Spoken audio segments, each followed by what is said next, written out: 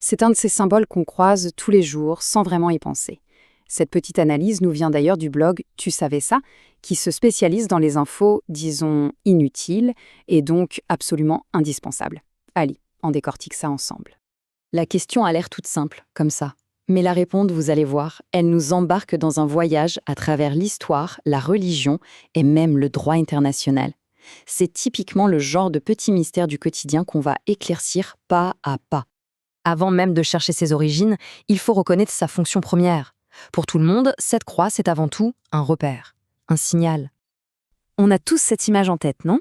On est malade, on marche dans la rue, peut-être sous la pluie, et là, au loin, on l'aperçoit. Cette lumière verte qui clignote, c'est un signal de soin, de réconfort. Pas besoin de savoir lire, on sait tout de suite qu'ici, on va trouver de l'aide.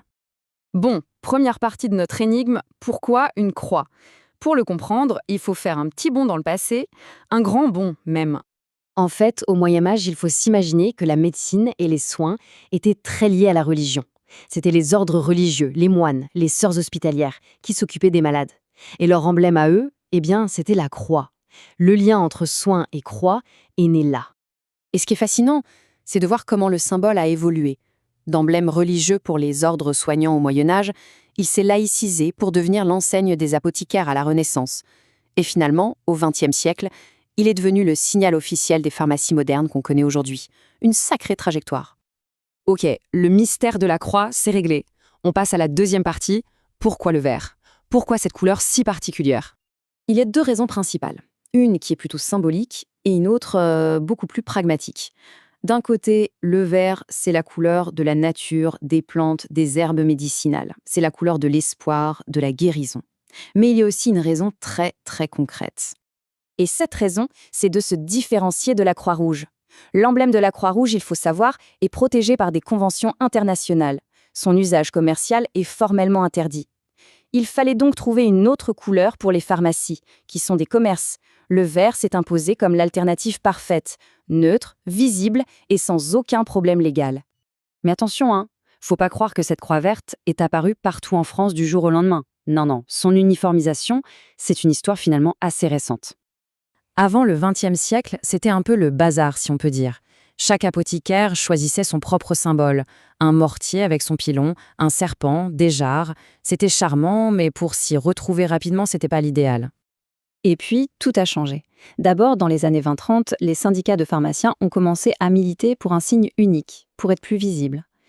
Et le vrai tournant, ça a été dans les années 50-60, avec la démocratisation de l'électricité. Là, la croix est devenue lumineuse, clignotante, le fameux phare dans la nuit qu'on connaît tous. On pourrait penser que cette croix verte est devenue le symbole mondial de la pharmacie. Eh bien, pas du tout.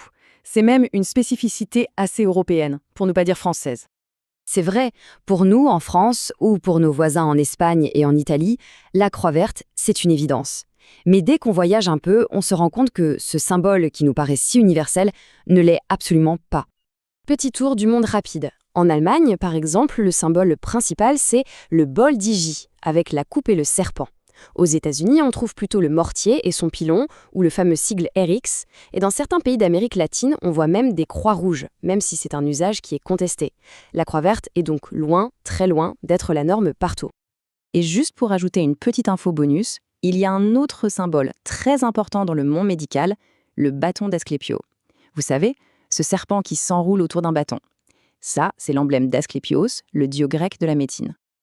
Alors, où est-ce qu'on le trouve, celui-là? Eh bien, en France, c'est le symbole officiel de l'ordre des pharmaciens. On le voit sur les ordonnances, les documents officiels. Mais dans la rue, sur la déventure, c'est la croix verte qui a clairement gagné la bataille de la visibilité. Elle règne en maître. Et voilà, le mystère de la croix verte est résolu.